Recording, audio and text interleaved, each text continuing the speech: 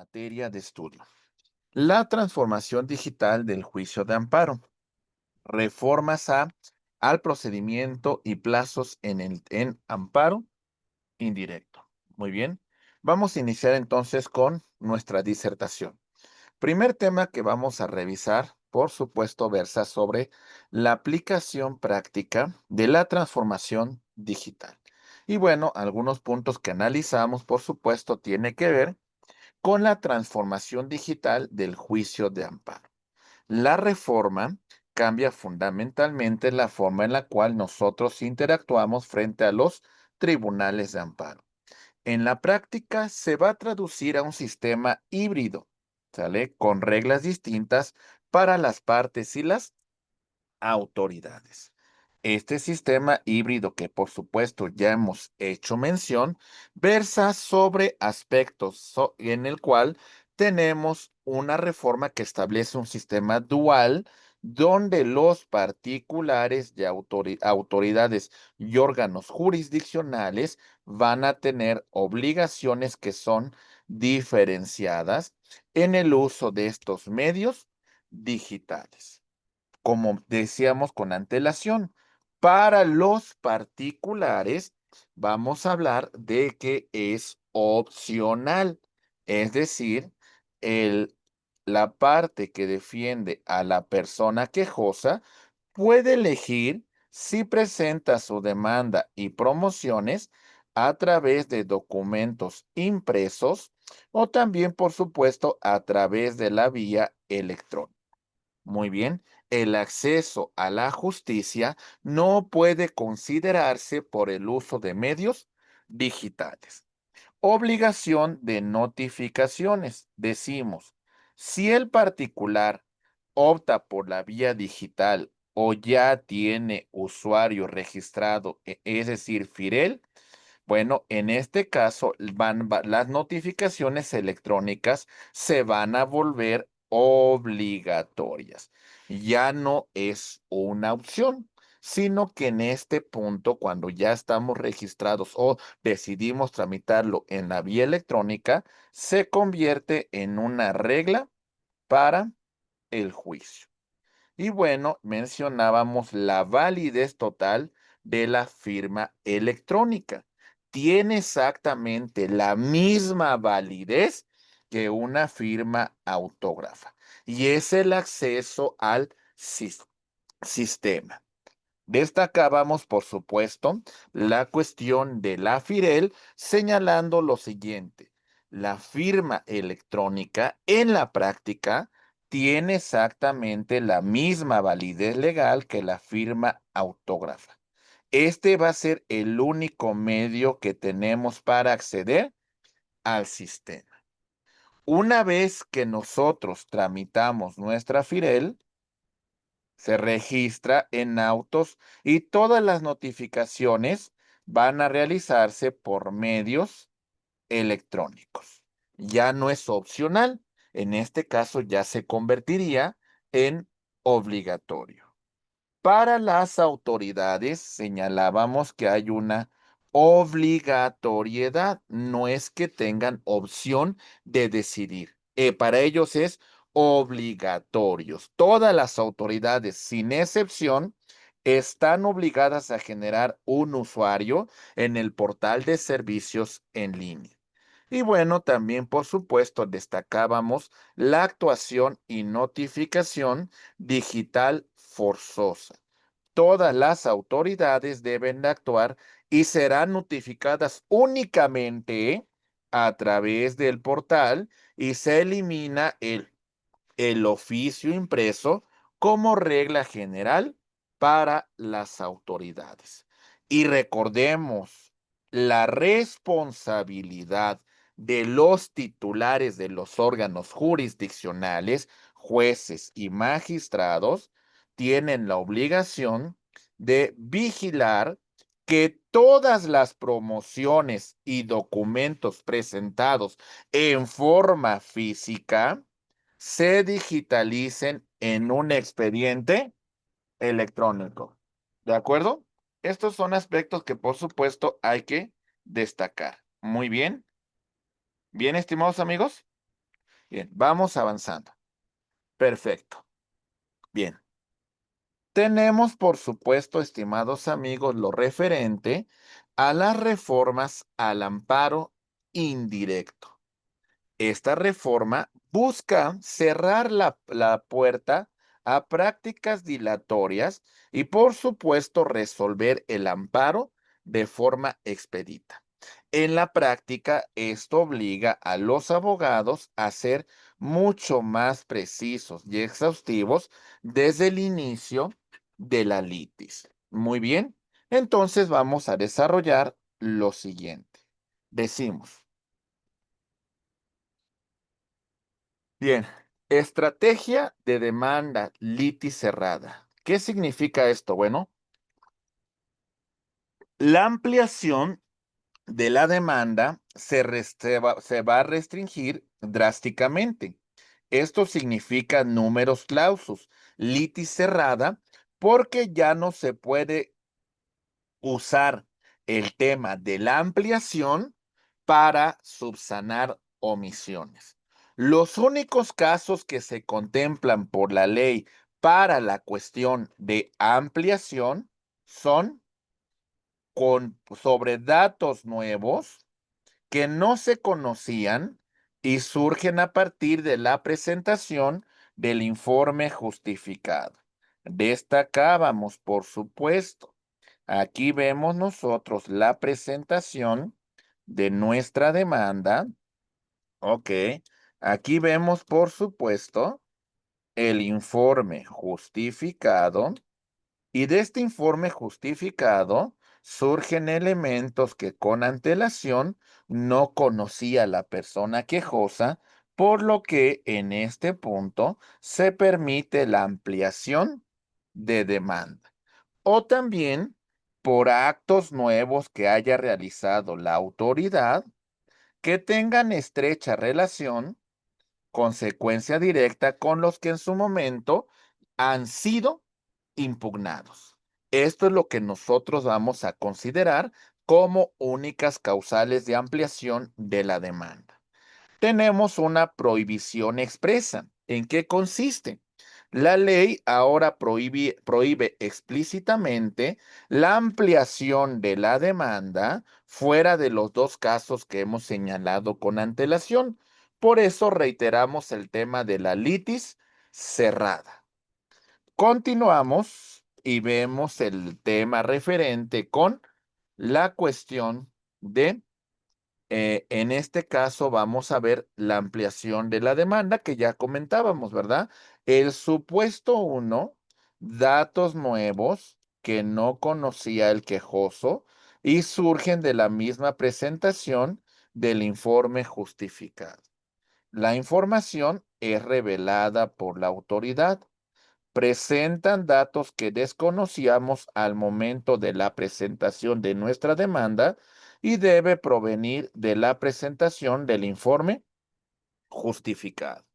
Y mencionábamos el supuesto 2.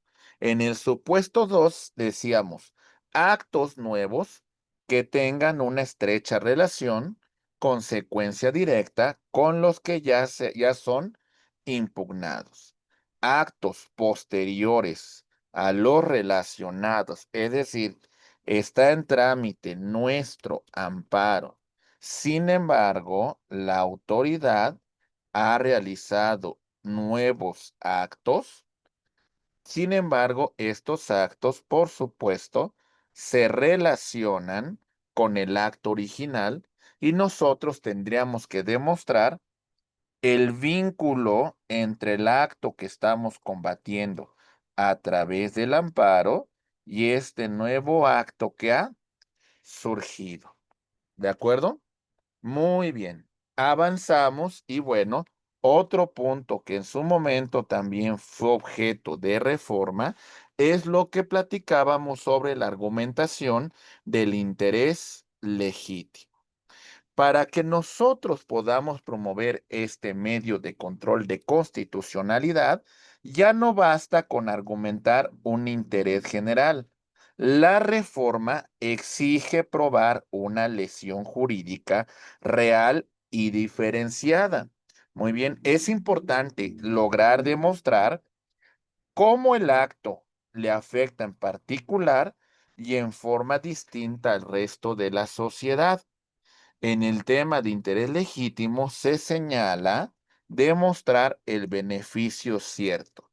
Se debe de probar qué gana, qué obtiene el quejoso al ganar al amparo, si obtendrá un beneficio tangible y real y no en un meramente hipotético. Por lo cual restringimos el tema de la defensa de derechos difusos a través del juicio de amparo.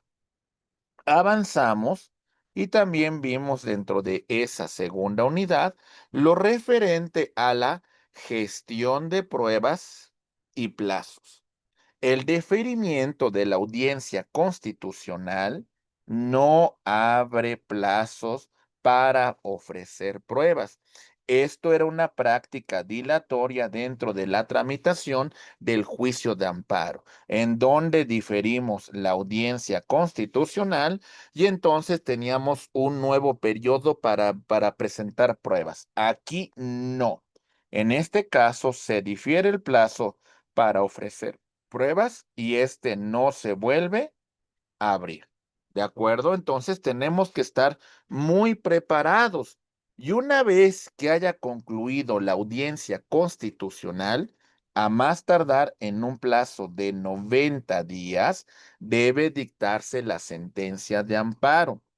Ahora vemos que también en el tema de la recusación vamos a tener también hay una restricción. Los jueces ahora tienen la facultad de desechar de plano y sin trámite las recusaciones que se presenten solamente como una finalidad de dilatar el proceso. Bueno, reiteremos, a partir de esta reforma, tenemos 90 días naturales una vez que concluya la audiencia constitucional para dictar sentencia. Entonces, ha concluido nuestra audiencia constitucional. Bueno, vamos a tener un plazo de 90 días para dar contestación, en este caso, dictar una sentencia. Bien, también revisábamos lo referente en la unidad número 3 a un nuevo régimen de suspensión. La reforma transforma la suspensión y en este caso vamos a ver que hay un ejercicio de ponderación obligatorio y ciertas zonas de inmunidad para actos del Estado que no van a ser materia de suspensión. Platicábamos sobre, al solicitar la suspensión, cuál es la regla general que hemos venido comentando con ustedes. Bien, decimos, bien, tenemos que argumentar sobre la ponderación. Si la solicitud debe darse, se le debe presentar al juez argumentos para un análisis ponderado obligatorio. Se debe de explicar razonadamente por qué la apariencia del buen derecho que yo solicito en este caso, en mi incidente de suspensión, supera al interés social. Entonces, desde que yo presento mi demanda de amparo, ¿ok? Es muy importante lo que vamos a señalar. Mi escrito judicial. Aquí lo tenemos. Y en este escrito que yo presente, cuando yo solicito la suspensión, aquí tengo que, por supuesto, verificar la apariencia de buen derecho. Y bueno, también que en este punto no se contraviene o no se causa una afectación al interés social. Este argumento va a iniciar desde que nosotros tramitamos nuestra suspensión. Es importante acreditar el interés suspensional. Se debe de probar, ¿sale? Aunque sea insidiariamente, que En este caso, este nuevo requisito es argumentar el principio que agravio que sufrirá específicamente durante el tiempo que dure un juicio si este acto no se paraliza. Entonces, yo como quejoso debo de demostrar por qué me va a causar una afectación, ¿vale? Ese acto de autoridad. ¿Por qué me va a causar un agravio? Y en este punto tengo entonces que acreditar el interés de la suspensión para que me la concedan. Platicábamos y decimos, por supuesto, que en el tema de la suspensión vamos a revisar que la suspensión contra normas generales no hay efectos generales, ¿vale? Esta implica es una reforma controvertida porque en ningún caso se va a conceder una suspensión con efectos generales, sino únicamente para las partes que lo tramitaron, es decir, la llamada fórmula Otero o también lo que conocemos como efectos relativos, solamente para las partes que son partes de este amparo. Solo protección interpartes. En la práctica, la suspensión no solo protegerá solo protegerá al cliente que lo solicitó. Esto fortalece el principio de relatividad, lo que dificulta esta medida cautelar para la defensa de intereses colectivos o difusos. Prácticamente esta reforma y también, por supuesto, a la del interés legítimo, cierra la puerta para la tutela de derechos fundamentales, hablando de intereses colectivos o difusos. Continuamos con nuestra explicación y bueno, también comentamos sobre litigios contra entes estratégicos. La reforma establece reglas asimétricas para organismos constitucionales autónomos que regula el artículo 28 constitucional. Hablamos que para el caso de actos del IFT, Instituto Federal de Telecomunicaciones, multas, revocaciones, concesiones, etcétera, etcétera, no se obtendrá la suspensión. Mientras que con actos de la COFESE, en el caso de multa o una desincorporación de activos, vamos a ver que se aplica una suspensión llamada ope legis por Ministerio de Ley. Es decir, la ejecución del acto se congela automáticamente hasta que se resuelva el amparo.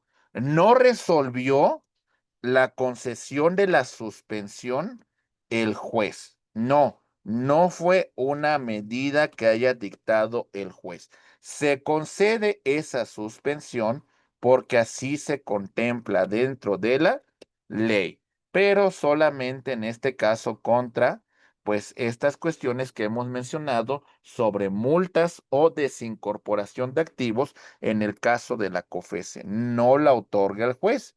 Esto viene en mandato dentro de la propia ley. Bien, avanzamos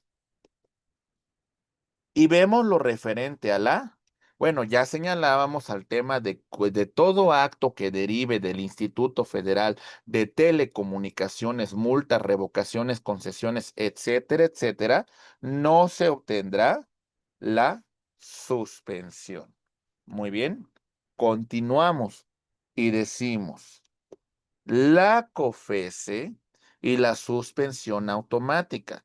La regla para la Comisión Federal de Competencia Económica es asimétrica, favorable para los particulares en casos específicos, señalando, por supuesto, actos de autoridad.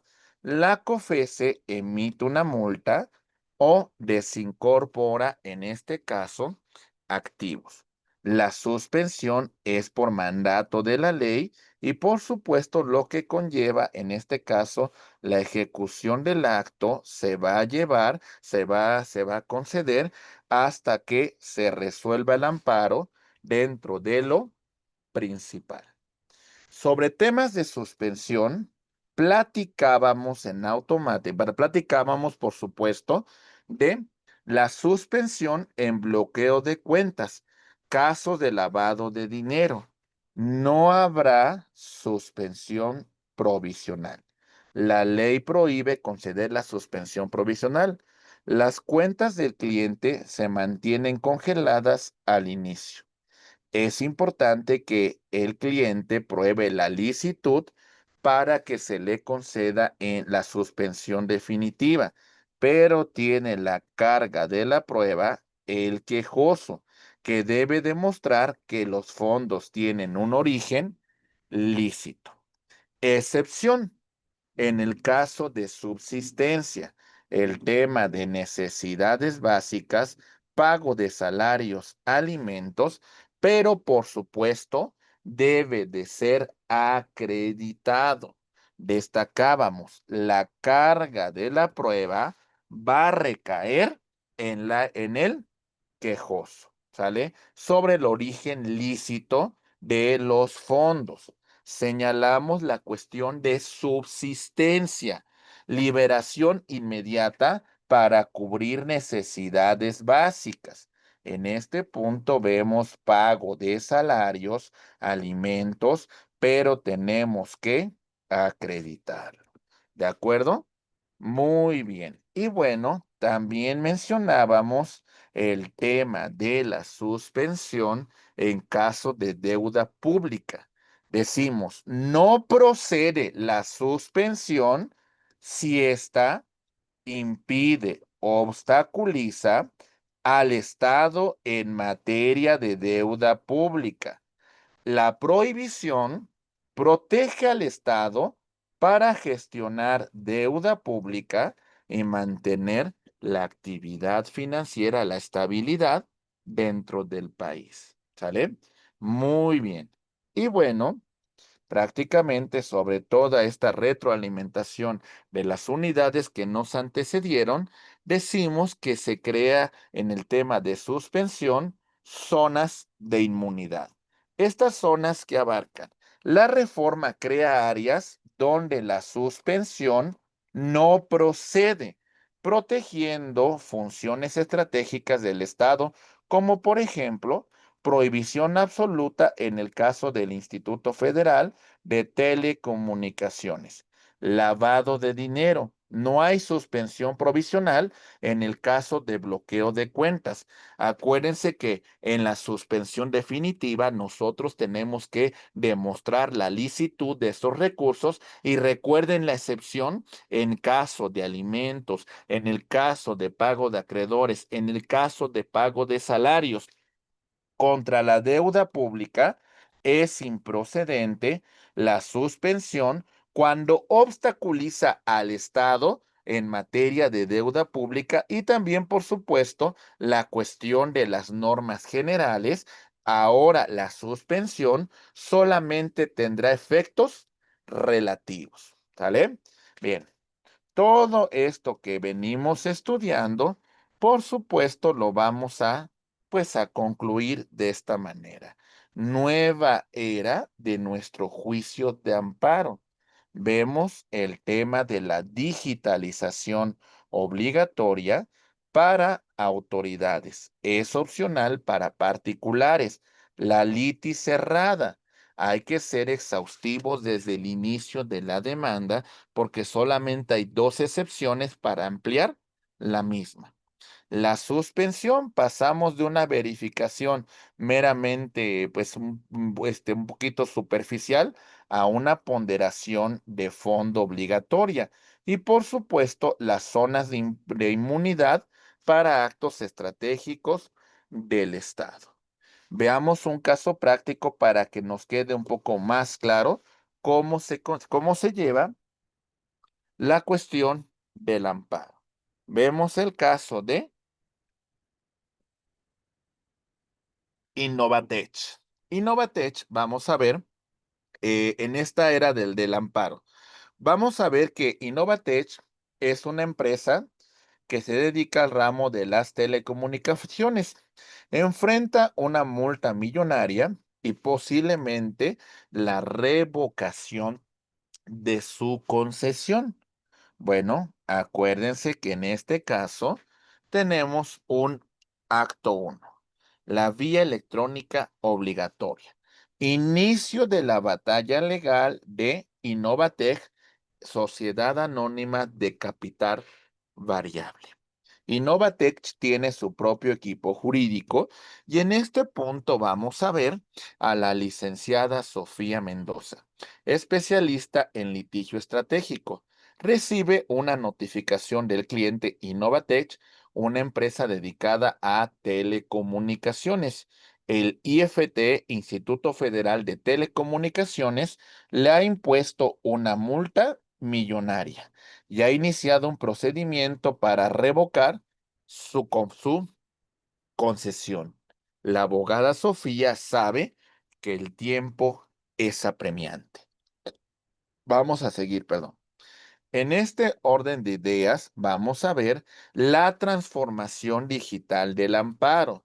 Inmediatamente prepara su demanda de amparo indirecto. Gracias a la transformación digital, ella ya no tiene que correr a oficina de partes y abre el portal de servicios en línea del Poder Judicial. El sistema judicial ha entrado en una era digital, transformando completamente la manera en la cual se tramitan los juicios. Recordemos lo que hemos platicado. La abogada Sofía tiene estas opciones para tramitar su causa. Bien, vamos a ver la decisión. Innovatech tiene la decisión, tiene la opción de elegir la vía impresa o la vía electrónica. La abogada elige la vía electrónica. Utiliza su firma electrónica Firel, que tiene la misma validez que una firma autógrafa al momento de presentar su demanda. Bien. Las consecuencias que se tienen al tramitar a través de la vía electrónica, entonces, en este caso, al registrar su FIREL en autos, sabe que tomó una decisión crucial. A partir de este momento, todas las notificaciones para Innovatech se realizarán por medios electrónicos de manera obligatoria.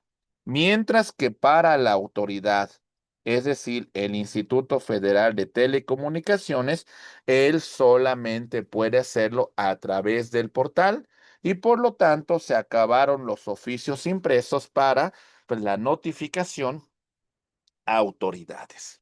Bueno, entonces continuamos y vemos, por supuesto, que se presenta la demanda y se anexa sus pruebas digitalmente. Solo tiene un anexo, un mapa técnico sellado que debe de presentar físicamente. Se sabe que bajo la nueva reforma, el juez de distrito es ahora personalmente responsable de vigilar que ese mapa se digitalice e integre correctamente al expediente electrónico. Muy bien, continuamos. Y vemos, por supuesto, el tema de la litis cerrada y la suspensión denegada. La reforma busca acabar con tácticas dilatorias y Sofía sabe que debe ser exhaustiva desde el inicio de la demanda. Bueno, hablamos de la meticulosidad de la demanda. Sofía es muy meticulosa, es muy estudiosa y bueno, en este punto hace un análisis exhaustivo. Cada argumento debe estar completamente desarrollado desde la presentación inicial. ¿Vale? No habrá oportunidad de subsanar omisiones posteriores, por lo cual nos encontramos bajo la figura de una litis cerrada. Exige una preparación impecable.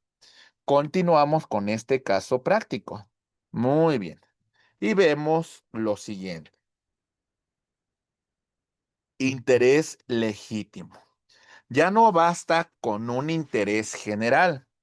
En este punto vamos a ver que dedica un capítulo completo a probar la lesión jurídica que sufre como consecuencia de ese acto de autoridad y pretende argumentar que es real y diferenciada del resto de personas, que su cliente ha demostrado que la revocación le afecta de forma particular en la pérdida de empleos y el cese de operaciones y no como el resto de la sociedad.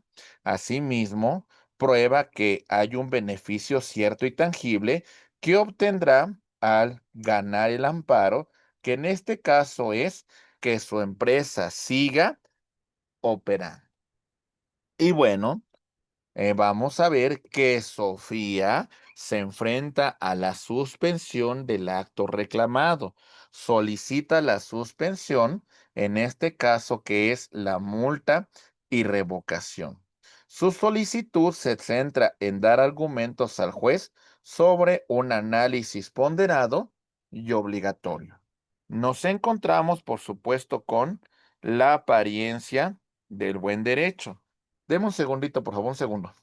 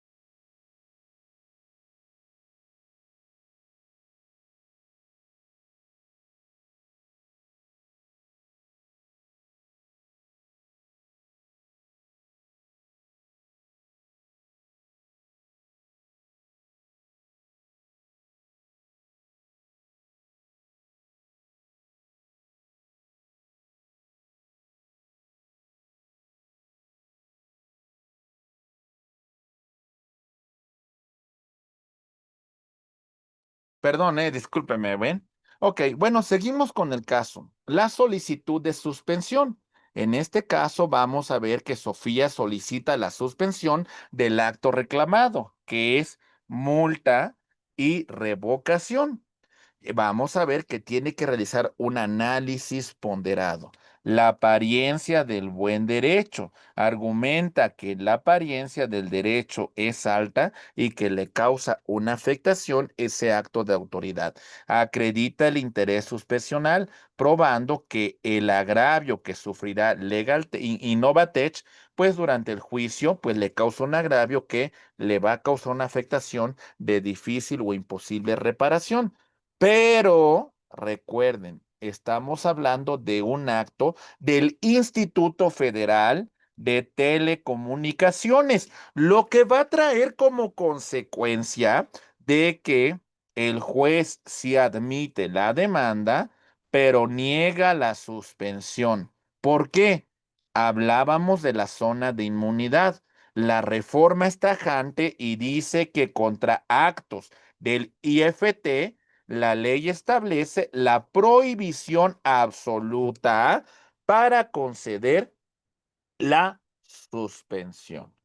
La abogada Sofía le tiene que explicar a su cliente y decirle, mira, en este punto, vamos a ver que la regla es asimétrica. Si estuviéramos en un procedimiento contra la Comisión Federal de Competencia Económica, sí podemos solicitar la suspensión o pelegis, pero en este caso la prohibición es total.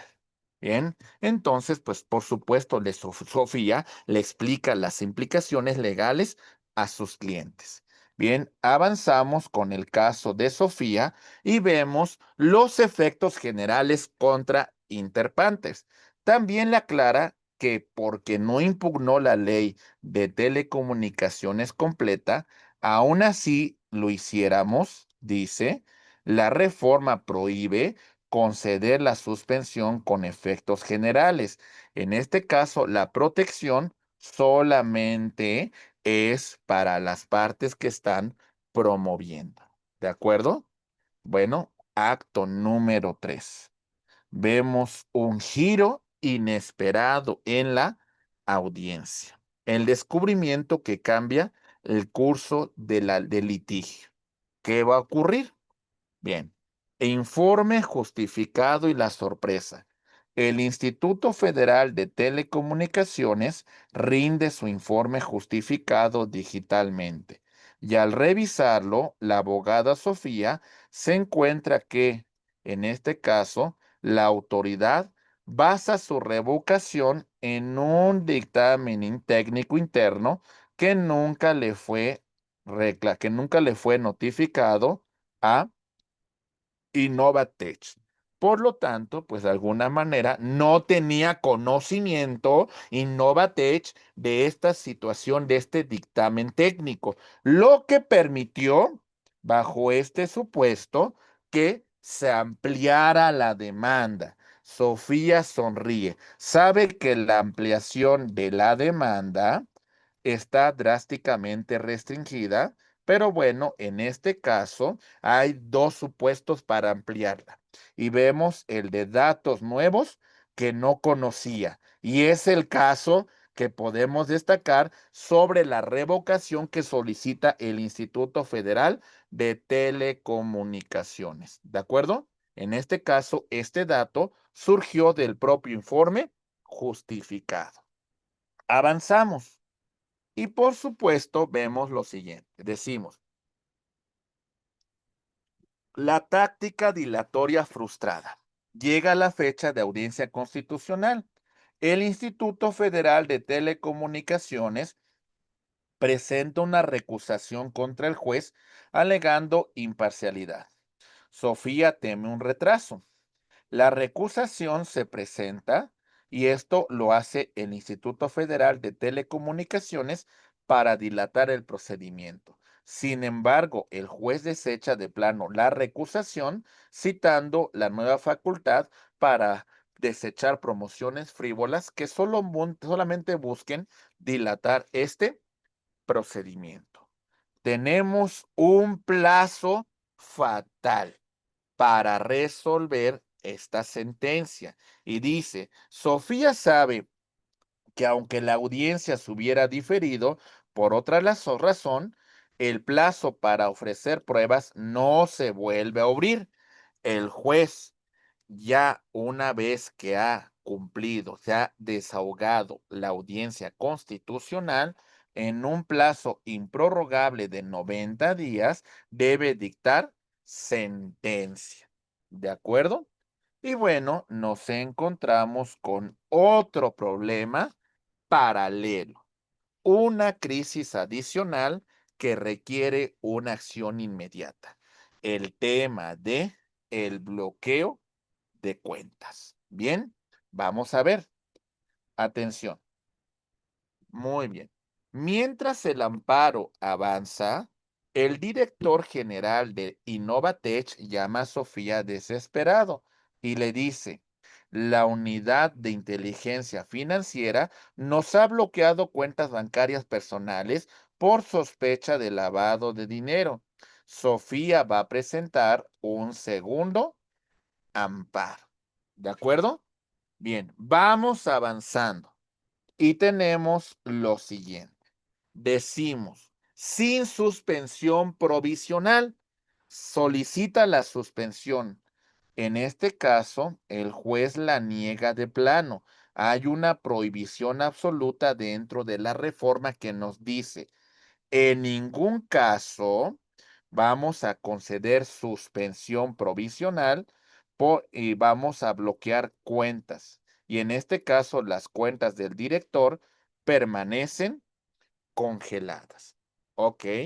Recuerden que revisamos que hay una cuestión de excepción. ¿Cuál es esa cuestión de excepción? La subsistencia. Sofía presenta un escrito invocando excepción de subsistencia. adjunta recibos de nómina de empleados del director y la colegiatura de sus hijos. Entonces presenta estos documentos: recibos de nómina, colegiatura de sus hijos y gastos básicos de subsistencia. El juez, al acreditarse necesidades básicas, concede la liberación solo para el pago de esos elementos que se presentaron. Recuerden, se tiene la carga de la prueba, es decir, el juez es, en este caso, es claro. Si el director quiere la suspensión definitiva, es decir, que todo sea desbloqueado, la carga de la prueba recae sobre él, es decir, él debe de acreditar ante el órgano jurisdiccional que sus fondos tienen un origen lícito. Y bueno, ahora sí, la conclusión de este caso que nos dice: la licenciada Sofía ahora maneja dos litigios que son muy complejos, ambos definidos por nuevas reglas. Debe ser exhaustiva desde el inicio porque tenemos el tema de la litis cerrada. Navegar un sistema digital obligatorio para la autoridad y enfrentar un régimen de suspensión que ya no es un mero trámite, sino un ejercicio de ponderación. Acuérdense de zonas de inmunidad para proteger actos estratégicos del Estado. Y bueno, esta es la nueva era del juicio de amparo. Muy bien, perfecto. Unidad número 4. En esta unidad, pues hemos visto el tema del nuevo régimen de la suspensión. ¿Qué vamos a analizar sobre este nuevo régimen de la suspensión?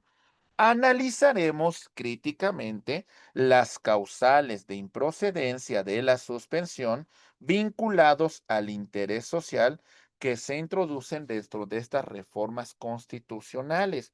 Y es importante desarrollar habilidades de ponderación, derechos y aplicar técnicas jurídicas en escenarios complejos.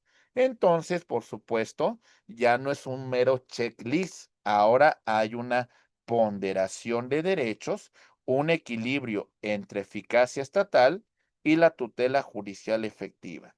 Por supuesto, el interés social, la seguridad nacional y el combate a la delincuencia, y la técnica jurídica es la solicitud y controversia de medidas cautelares. ¿Cuáles son estas nuevas causas de interés social que se contemplan dentro del artículo 129 de la Ley de Amparo? Nos dice lo siguiente: las reformas introdujeron nuevas fracciones al artículo 129 sobre la improcedencia de la suspensión. Entre este vamos a analizar un análisis crítico de estas causales.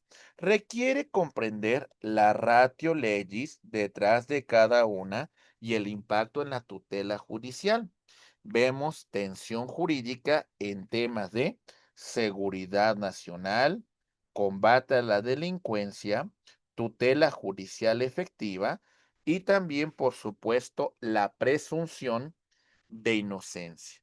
Vamos a empezar a analizar estas causales de interés social bajo las cuales nos encontramos con la improcedencia de la suspensión. Empezamos con la fracción 14. Decimos: operaciones con recursos de procedencia ilícita, la naturaleza del acto, el bloqueo de cuentas bancarias por autoridades financieras como la Unidad de Inteligencia Financiera y la Comisión Nacional Bancaria y de Valores. Cuando hay indicios de lavado de dinero vinculados a estas cuentas, vemos que en este caso la suspensión no procede contra actos de autoridad en la revisión de operaciones con recursos de procedencia ilícita. ¿De acuerdo? hay un debate jurídico sobre este punto y vamos a confrontar ese debate argumentando es un acto intraprocesal o privativo. Acto intraprocesal. El bloqueo ocurre dentro de un procedimiento de investigación financiera como una medida cautelar temporal durante la investigación. ¿Ok? Y al final de cuentas es un acto privativo definitivo. Afecta el derecho de propiedad del titular, generando consecuencias inmediatas y potencialmente que pueden ser irreparables. ¿Sale? Lo que vamos a ver en este punto siempre va a ser este argumento, esta tutela de, pues, el interés social. Continuamos y vemos lo relacionado con la ponderación de derechos fundamentales. Vemos, por supuesto, el interés social, que es la prevención en este caso, del financiamiento al terrorismo. También, por supuesto, el combate a la delincuencia organizada, pues de alguna manera cerrando la llave, en este caso, para que no obtengan recursos. Temas de seguridad nacional y protección al sistema financiero. Derechos individuales que se pueden ver afectados en estos casos, por supuesto, es el derecho a la propiedad, la presunción de inocencia, la tutela judicial efectiva y el debido proceso legal, porque tú en automático ya le estás causando una afectación importante. ¿De acuerdo? Bien, la jurisprudencia de la Corte en este caso es fundamental. ¿Qué nos dice? La contradicción de tesis sobre la constitucionalidad de las facultades de la audit, en este caso de la Unidad de Inteligencia Financiera, Acuerdo 10-2019, ha generado criterios fundamentales para la interpretación de esta causal de improcedencia. Y dice, facultades amplias de la Unidad de Inteligencia Financiera. La contradicción de tesis debate sobre la constitucionalidad y, por supuesto, genera un impacto significativo por lo que respecta a criterios de procedencia. ¿Sale? Y bueno, si estamos siendo investigados por esa posible ilicitud de nuestros recursos, también destaquemos que hay excepciones en este caso en particular, que ya la hemos platicado con antelación. Las excepciones es salarios, alimentos y subsistencia. Pero el quejoso debe de acreditar fehacientemente y de plano que los fondos que han sido bloqueados son indispensables para su subsistencia de él y la de su familia. ¿Ok? El estándar de la prueba. El quejoso requiere una contabilidad detallada o, en este caso, basta la presunción de ser su cuenta de nómina. La jurisprudencia ha establecido criterios variables según el caso y, por supuesto, esto verifica un ejercicio de ponderación. El quejoso debe de presentar evidencia documental inmediata, es decir, recibos de nómina, comprobantes de gastos, estados de cuenta, que demuestren que esos recursos, pues que se encuentran dentro de esa cuenta, pues son recursos de uso ordinario. ¿De acuerdo? Bien, avanzamos. Vemos, por supuesto, lo referente con la prohibición de la suspensión provisional y nos dice, expresamente se prohíbe la suspensión provisional.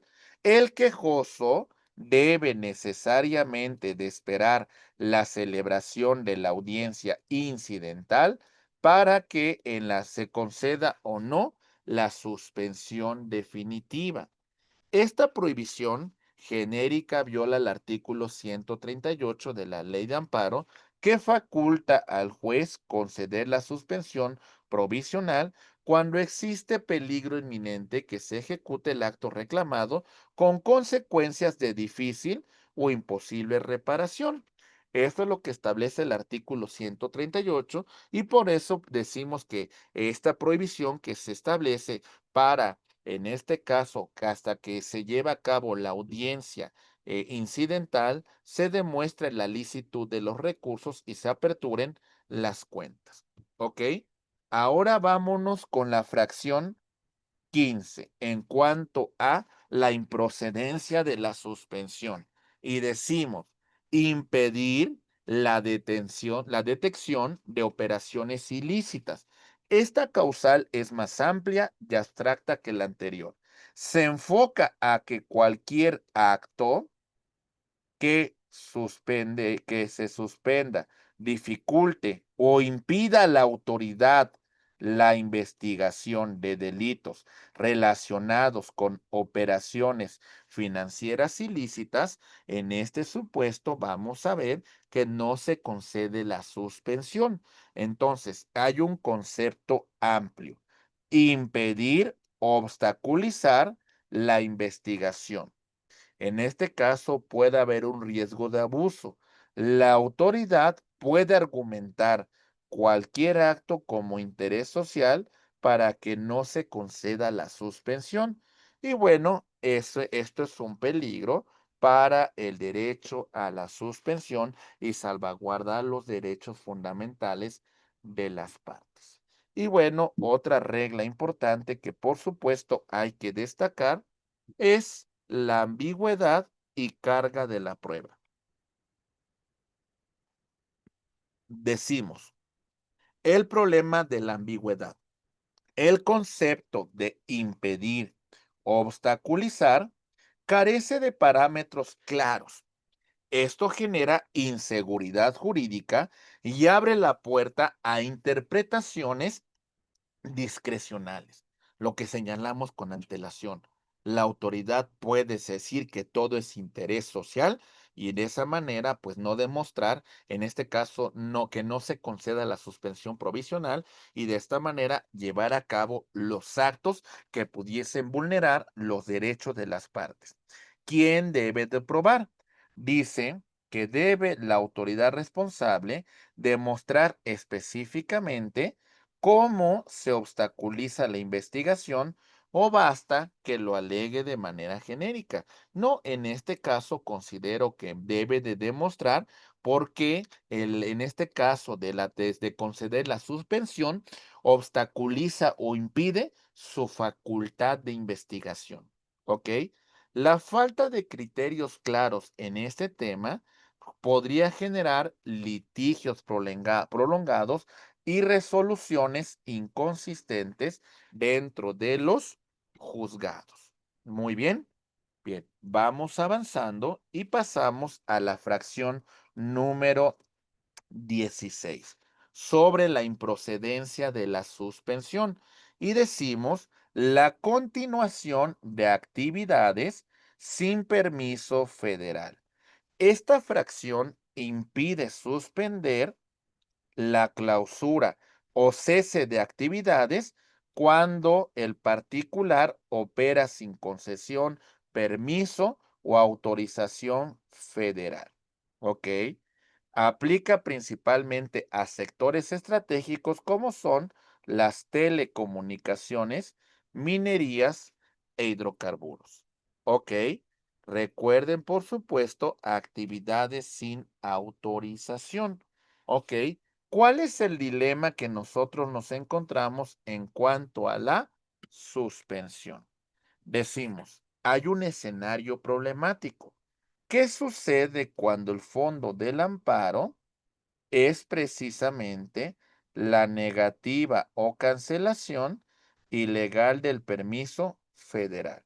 Suspender, permitir la operación sin permiso.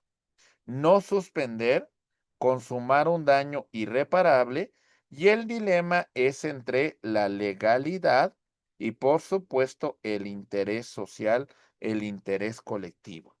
Hay una coalición de principios.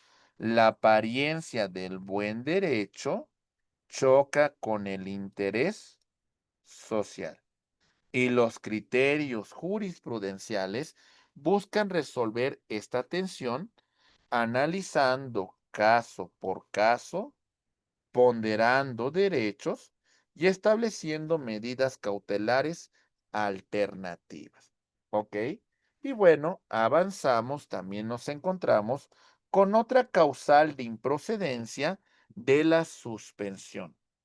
Y decimos, la obstaculización de facultades en en este caso, en deuda pública. Decimos, la fracción protege las facultades de supervisión y de disciplina financiera que ejercen autoridades federales sobre entidades federativas y municipios. Entonces vemos los principios que rigen esta suspensión, esta improcedencia de suspensión. Estabilidad financiera, protección de las finanzas públicas del Estado, la supervisión federal y, por supuesto, de disciplinas de estados y municipios. Lo que vemos hasta cierto punto es un control estatal en cuanto a la suspensión. Muy bien, en este caso a la improcedencia.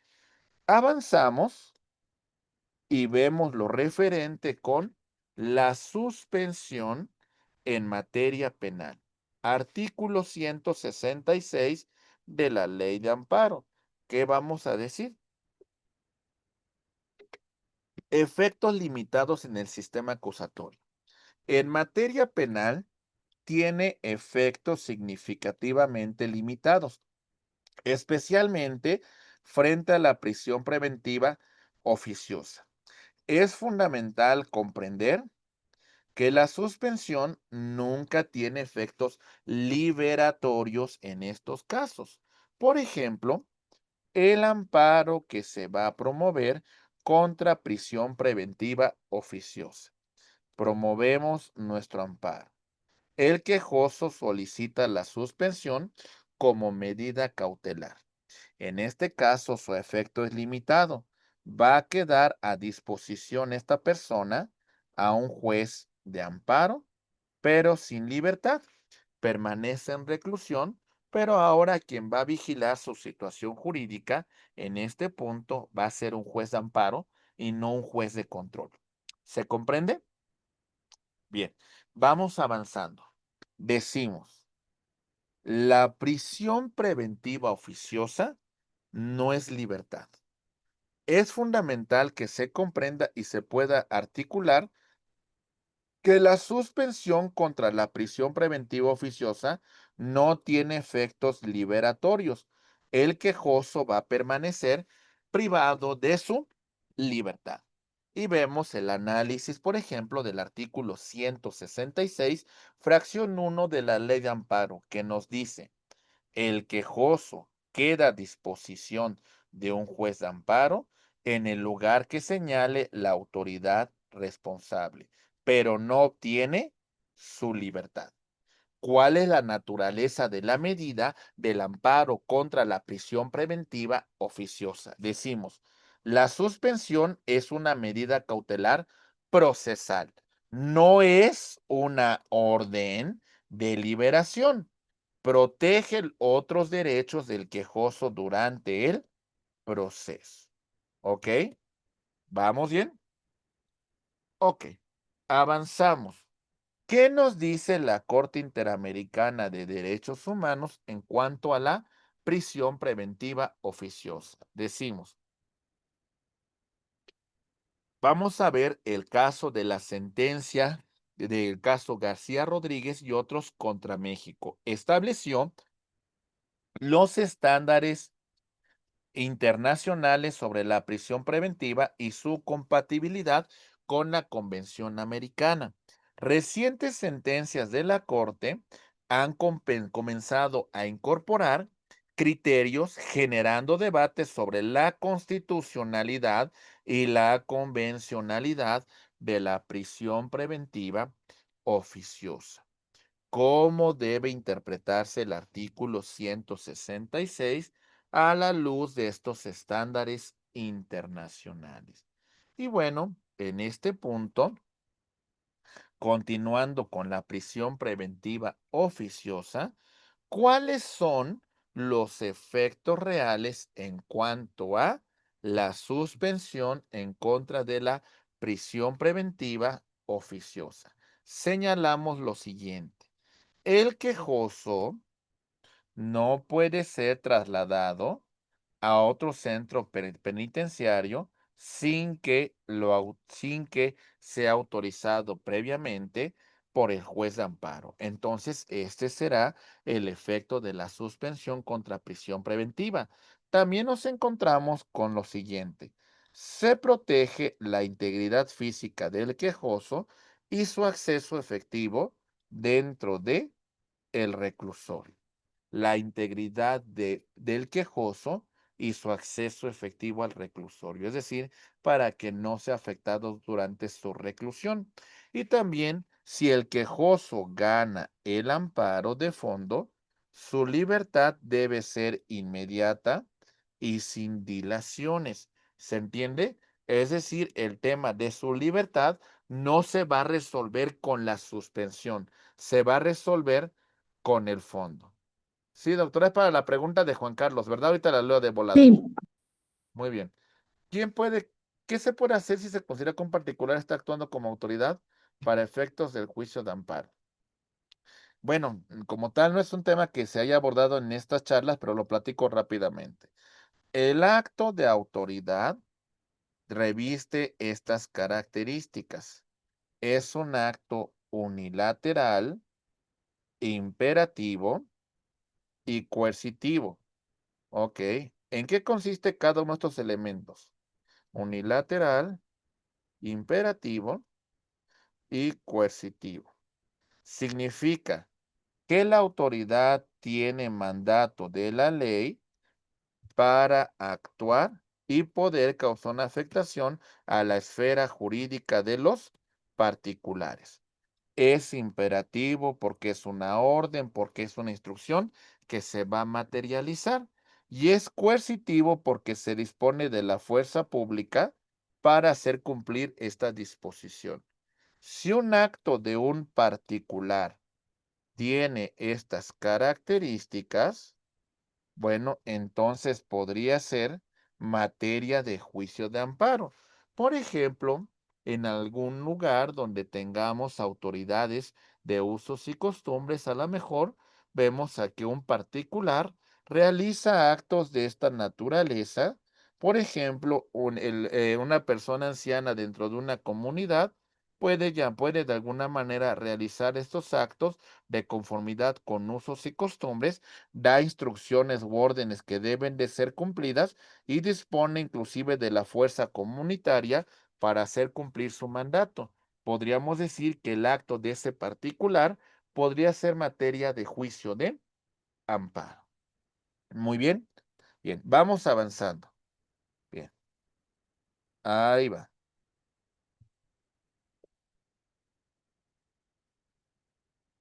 Bien. Requisito de garantía que establece el artículo 168 de la Ley de Amparo. Nos dice lo siguiente. Este artículo regula la suspensión contra órdenes de aprehensión por delitos que no implican prisión preventiva oficiosa, sino es necesario en este caso argumentar sobre una prisión preventiva justificada u otras medidas cautelares no privativas de la libertad. En este caso, ¿qué vamos a hacer? Uno, el juez analiza la naturaleza del delito, la situación económica y el riesgo de fuga. Dos, se fija una garantía, fianza, billete, depósito de cuenta y bueno, las obligaciones del quejoso de comparecer ante ambos jueces cuando sea requerido y el incumplimiento revoca la suspensión y entonces la persona podría ser privada de su libertad. Ok, bien, avanzamos. En este punto en particular hay una discrecionalidad judicial, de conformidad con la naturaleza del delito, la gravedad de la conducta, el bien jurídico que está siendo afectado y, por supuesto, la penalidad que se aplicaría al mismo. La situación económica de, en este caso, de quien tramita el amparo, la capacidad de pago, el patrimonio que tiene el quejoso y su proporcionalidad. Y además, por supuesto, que no haya riesgo de fuga, que tenga un arraigo familiar, que tenga vínculos laborales y que, por supuesto, no tenga antecedentes penales. Muy bien, bien, vamos avanzando. Tenemos ahora lo referente con la suspensión en materia fiscal. Artículo 135 de la Ley de Amparo. Mencionamos lo siguiente. Ahí va. Bien. Concesión discrecional. Diferencia fundamental. A diferencia de la regla general en materia de amparo, la suspensión contra el cobro de obligaciones, de contribuciones, no es de oficio y tiene carácter de discrecionalidad.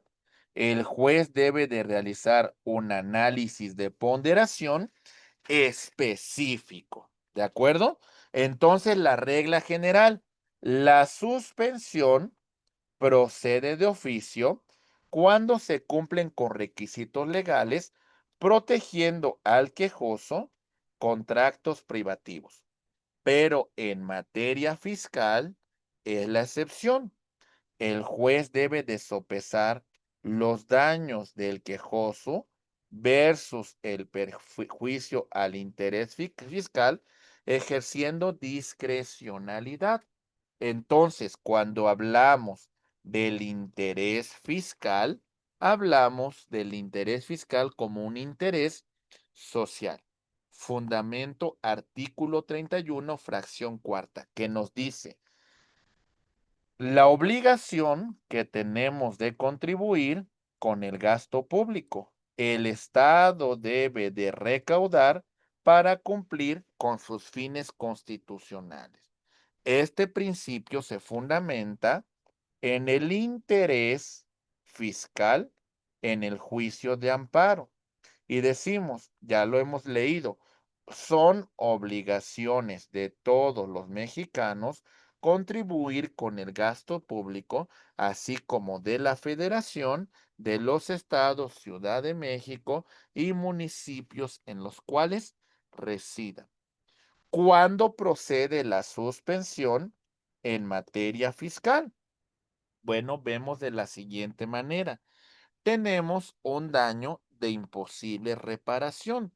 Generalmente procede cuando el cobro causa un daño que no pueda ser reparado posteriormente con la devolución del pago. El daño es inmediato y, por lo tanto, tramitamos el amparo y la necesidad de la concesión de la suspensión. La matización jurisprudencial. El simple pago es imposible de reparar. No necesariamente, pero si el pago nos lleva a la quiebra o el cierre de la empresa, entonces este daño sí es irreparable, ¿verdad? Porque de pagar yo esos impuestos, eso implicaría que mi empresa va a quebrar. Por lo tanto, la necesidad de conceder la suspensión para que no se cause una afectación que sea de imposible o de difícil reparación. La carga probatoria.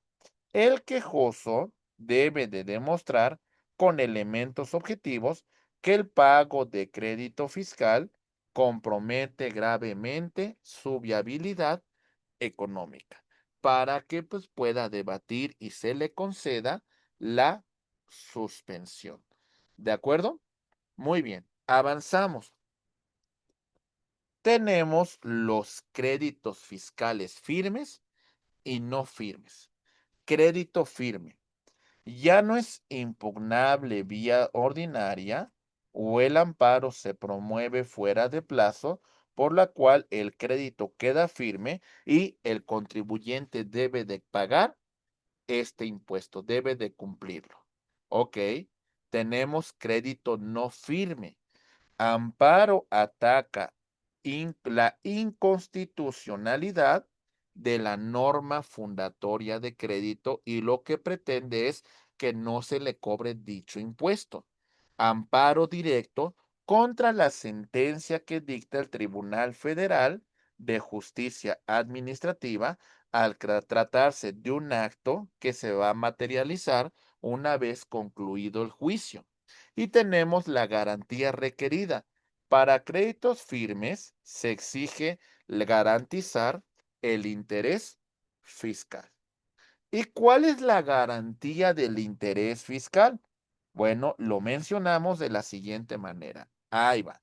Cuando el crédito fiscal es firme, la suspensión solo se concede al quejoso que garantiza el interés fiscal. Esta garantía protege al Estado contra un posible perjuicio si el quejoso pierde el amparo. Es decir, antes de ampararte, paga el impuesto y de esta manera ya no causas un impacto al erario público. Entonces, por supuesto, la fianza emitida por una institución autorizada tiene que entregar billete de depósito certificado u otras garantías según el crédito fiscal, el crédito judicial, perdón. ¿Cuál es el problema de este procedimiento administrativo de ejecución, el PAE?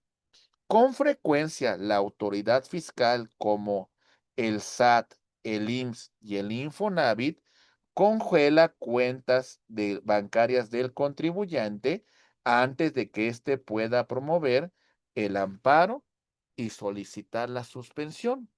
El quejoso, en este caso, necesita de recursos para constituir una garantía que el juez exigirá, pero si sus cuentas están congeladas, pues de alguna manera, ¿cómo puede otorgar esta garantía?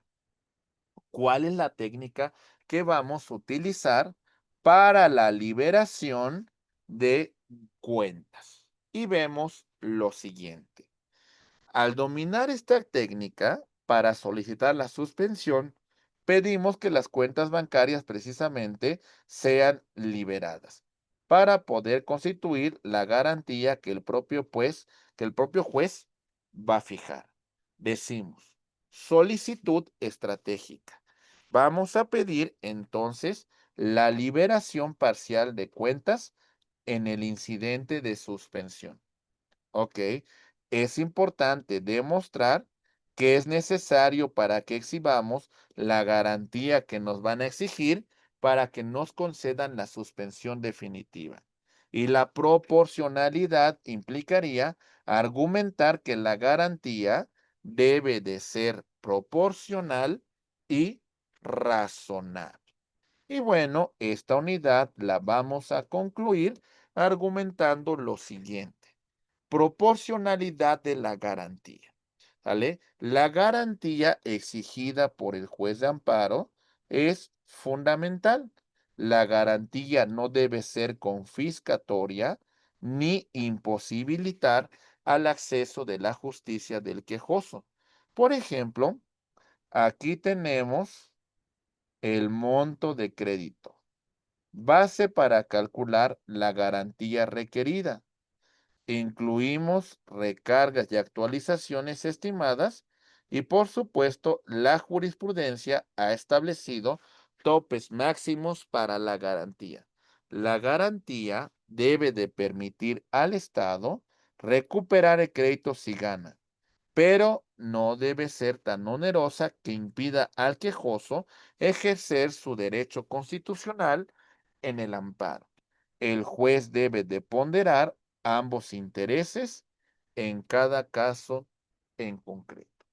Y bueno, ahora sí, llegamos al punto final del análisis, por supuesto, del decreto de 16 de octubre del año 2025. Y analizamos reformas a la justicia fiscal y administrativa y al régimen transitorio. A grosso modo, comentemos lo siguiente. Transformación del litigio fiscal. La profunda transformación del litigio fiscal redefine estrategias de defensa disponibles para contribuyentes. Esto implica un plan de ejecución. Para la implementación de la reforma hay un énfasis muy particular en la transición tecnológica. Nos encontramos con un enfoque principal, la reconfiguración del litigio fiscal y el amparo como única vía para defendernos en esta materia. Y bueno, vemos algunos cambios que son muy significativos sobre la materia.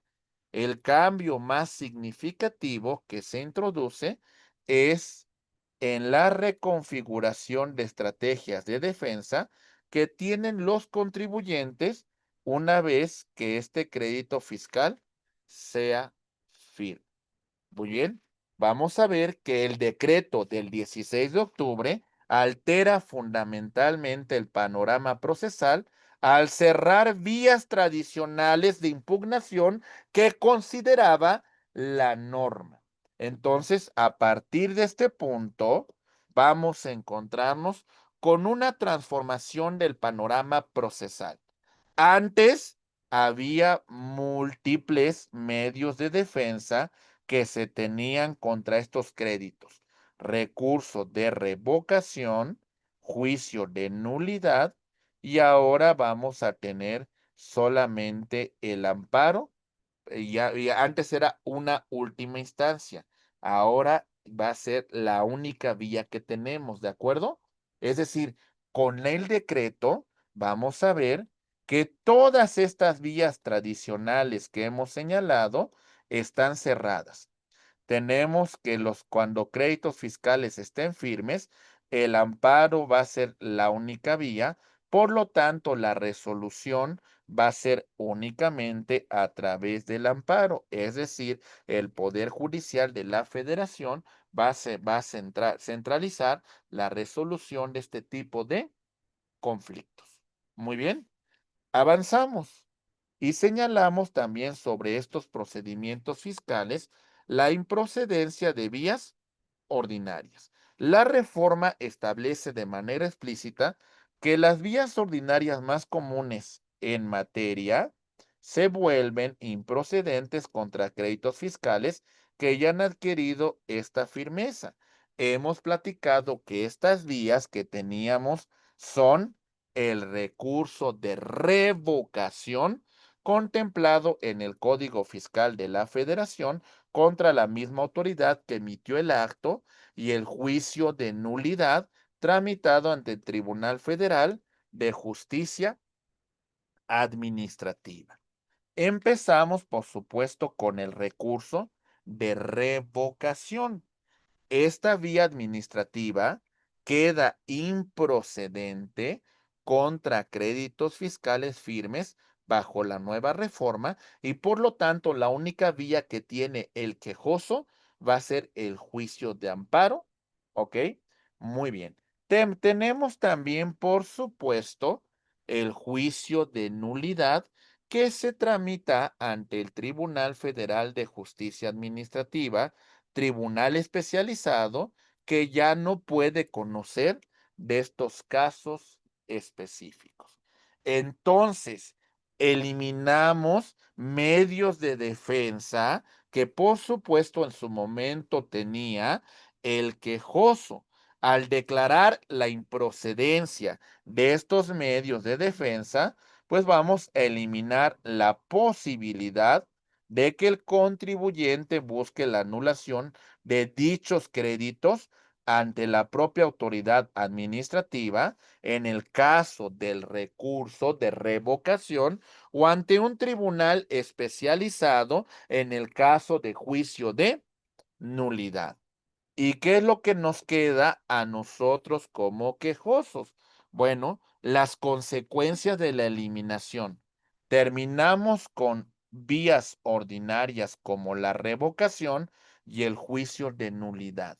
Hay un cambio fundamental de las estrategias y la única vía que vamos a tener a partir de este punto es el amparo indirecto.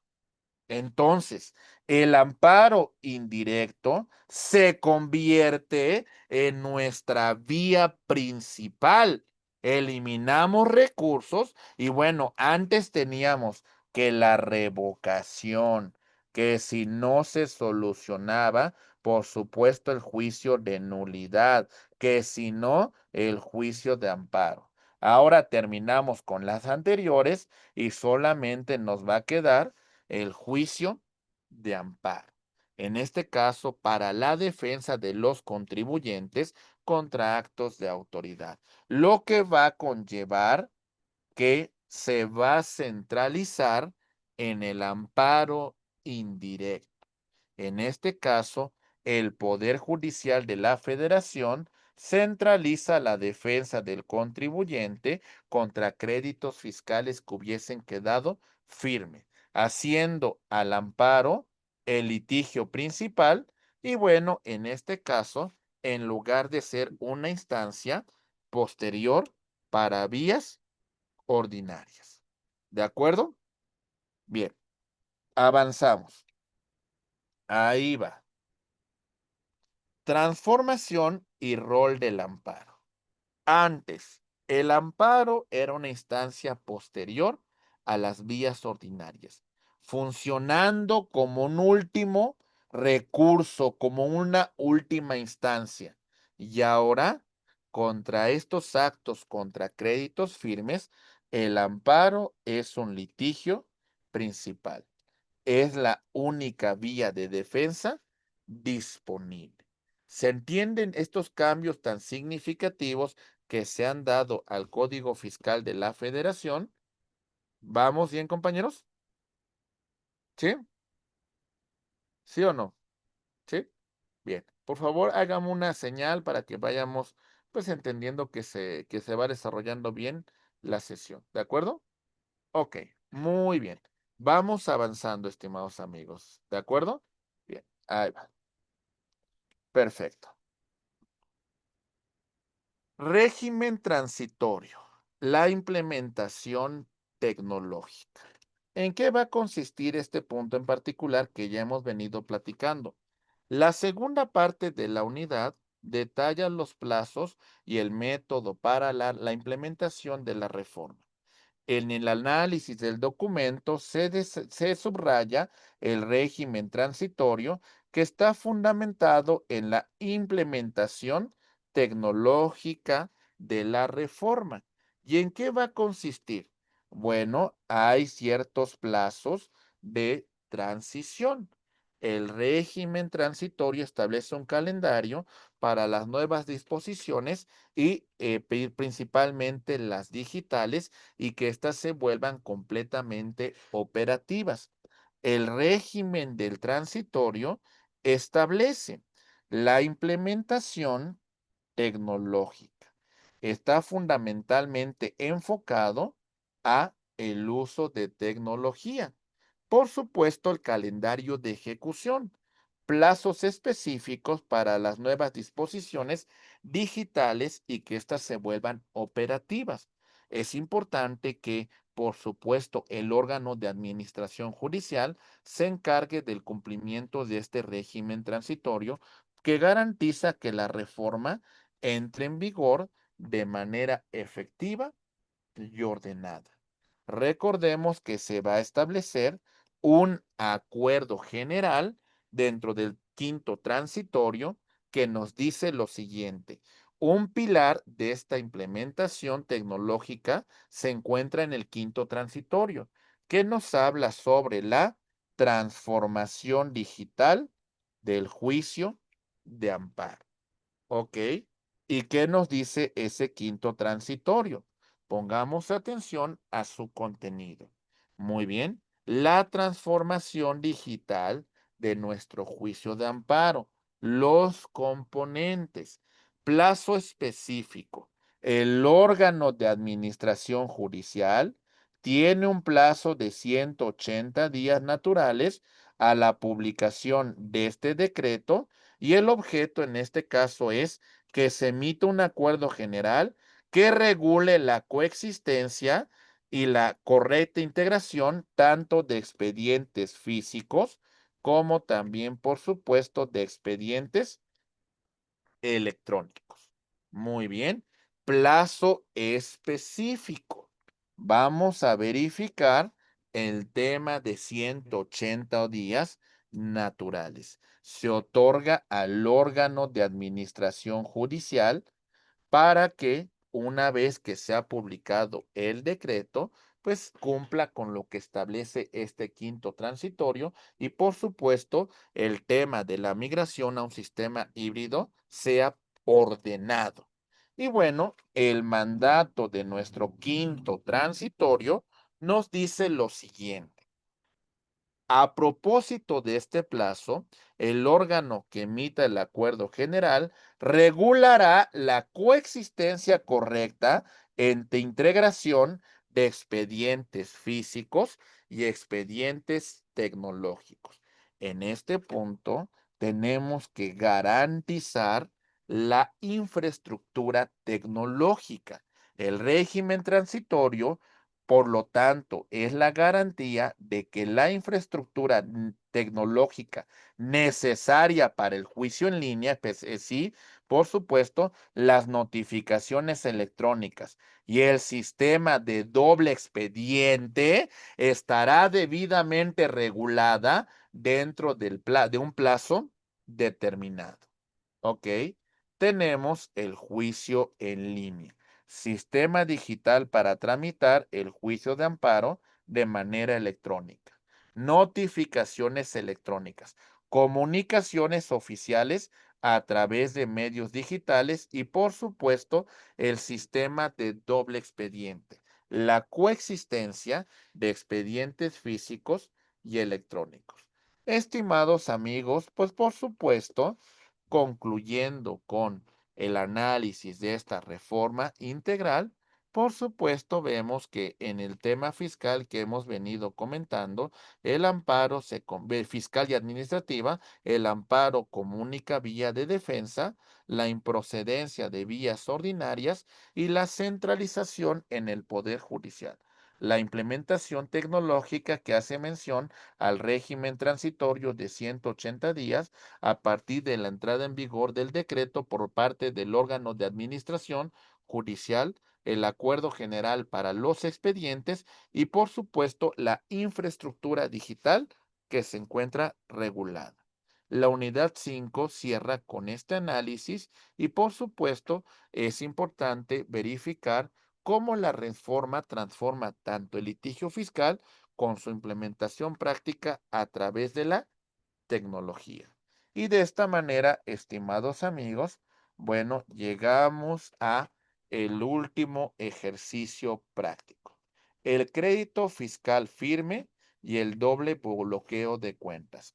Caso práctico, unidad 4 y 5. Análisis estratégico exhaustivo de las estrategias legales ante créditos fiscales firmes y bloqueos simultáneos de cuentas bancarias. Vamos a empezar. Muy bien. Caso que vamos a involucrar. Tenemos logística del centro Sociedad Anónima de Capital Variable, una empresa transportista. Las autoridades tenemos el Servicio de Administración Tributaria y la Unidad de Inteligencia Financiera. Muy bien. Los hechos del caso que vamos a plantear a continuación son los siguientes. Decimos, el día 1 de marzo del año 2020, bueno, en este caso, el SAT notifica a Logística del Centro un crédito fiscal por 30 millones de pesos. Hay una, en este caso, omisión procesal. ¿Cuál es esa omisión procesal? El director de la empresa obliga a entregar los documentos a sus abogados a tiempo. El plazo de 30 días para presentar el juicio de nulidad ante el Tribunal Federal de Justicia Administrativa transcurre sin que se presente, pues, este derecho a la defensa porque de alguna manera no se entregaron los documentos a tiempo. Y de conformidad con esto que estamos platicando, el 15 de mayo del 2026, el crédito fiscal de 30 millones ha quedado firme. Bien, vamos a verificar el acto de cobro. El 1 de junio, el Servicio de Administración Tributaria inicia un procedimiento administrativo de ejecución, ¿sale? Y ordena el pago, ordena el embargo de cuentas bancarias de la empresa. ¿Ok? Bueno, vamos a continuar y tenemos ahí una complicación. Simultáneamente, la Unidad de Inteligencia Financiera notifica a los bancos el bloqueo de las mismas cuentas, argumentando que detectó movimientos irregulares y sospechosos de ser operaciones de recursos de procedencia ilícita, es decir, lavado de dinero. Y bueno, nos encontramos con un problema serio a continuación. La empresa colapsa. No puede pagar la nómina de 80 empleados, no puede pagar combustible para sus camiones y no puede cumplir con sus obligaciones alimentarias en el caso de que fuera persona física. Y bueno, se realiza una consulta y estrategia legal. En esta consulta, el director de logística de centro contrata una firma de abogados para detener el cobro y liberar cuentas o al menos pagar salarios para que no se vean perjudicados los trabajadores. Y bueno, vamos avanzando. Ahí va. Nos encontramos de todo esto que estamos exponiendo, la aplicación de la vía procesal. El problema que vamos a revisar es el siguiente. ¿Cómo defender a una empresa de un crédito fiscal que ya es firme?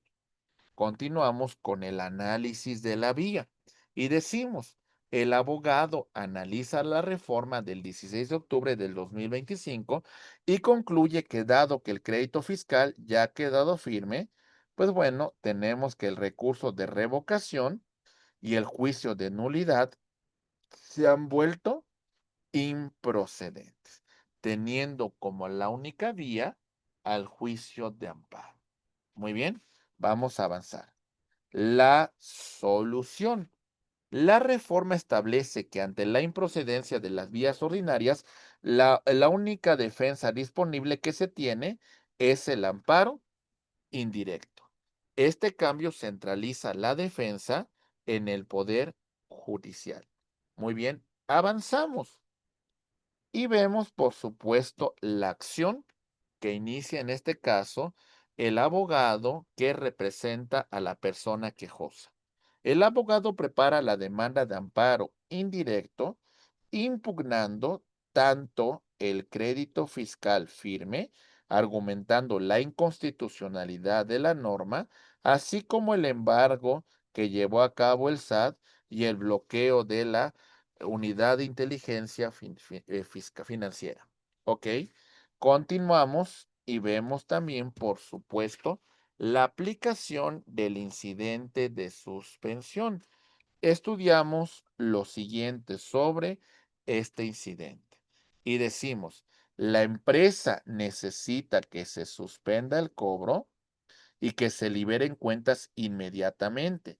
El abogado debe de solicitar la suspensión contra dos actos distintos que recaen sobre el mismo objeto. En este caso, el desbloqueo de las cuentas bancarias y también combatir el embargo del SAT y el bloqueo de la unidad de inteligencia financiera. Muy bien, vamos avanzando y vemos lo siguiente. La suspensión contra el SAT. Materia fiscal, artículo 135. Se solicita la suspensión contra este procedimiento administrativo de ejecución. El abogado debe de probar que el cobro le causa un daño de imposible reparación ya que el pago inmediato de 30 millones llevaría a la quiebra a la empresa, lo cual pues implicaría un daño patrimonial significativo. ¿Ok? La decisión del juez sobre este requerimiento por parte del quejoso. Analiza la solicitud y dado que el crédito fiscal ha quedado firme, la suspensión solamente procederá si el quejoso garantiza el interés fiscal. Pero hay un problema práctico. La empresa no puede constituir una garantía de fianza, billete de depósito, porque sus cuentas se encuentran embargadas por el propio SAT. ¿Ok? Muy bien. Entonces vamos a continuar y vemos también, por supuesto, la técnica de amparo.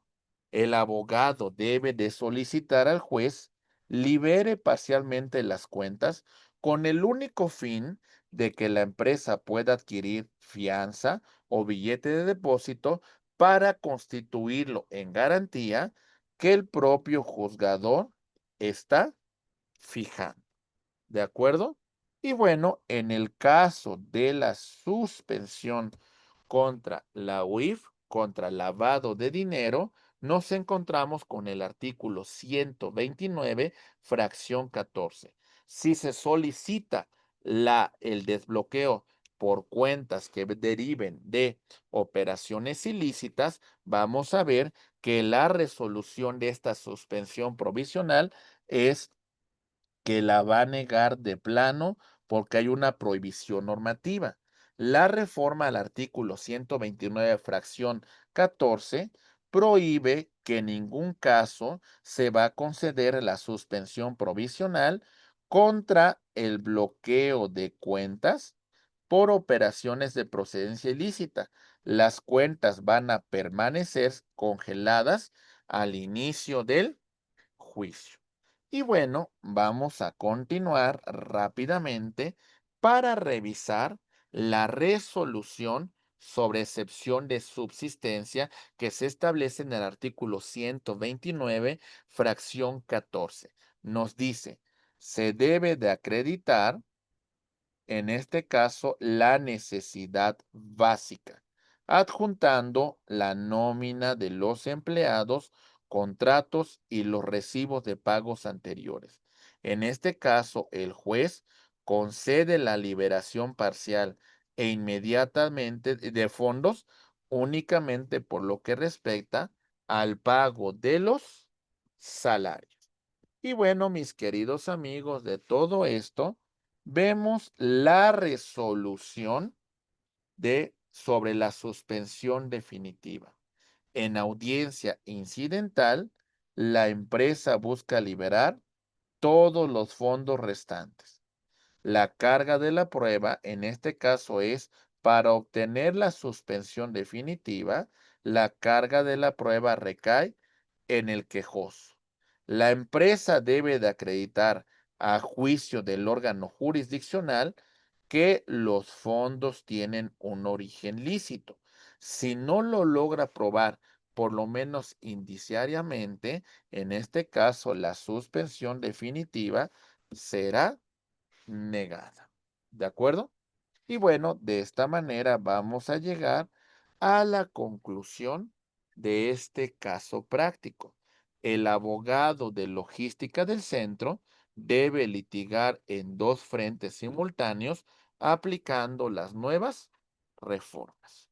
Y bueno, las estrategias que tenemos aquí, pues son las que hemos visto dentro de la unidad 5 y la unidad 4. Utiliza el amparo indirecto como la única vía de defensa contra un crédito fiscal firme, ya que las vías ordinarias de nulidad y revocación están cerradas. Y por lo que respecta al artículo cuarto, el incidente de suspensión, en este caso en la lucha contra la prohibición de la suspensión provisional de la UIF, se obtiene la liberación en el tema de subsistencia y utiliza la técnica de liberación de cuentas para poder pagar la garantía fiscal exigida por el crédito firme del SAT. Con esto, estimados amigos, llegamos a la conclusión de este estudio, de este análisis. Y bueno.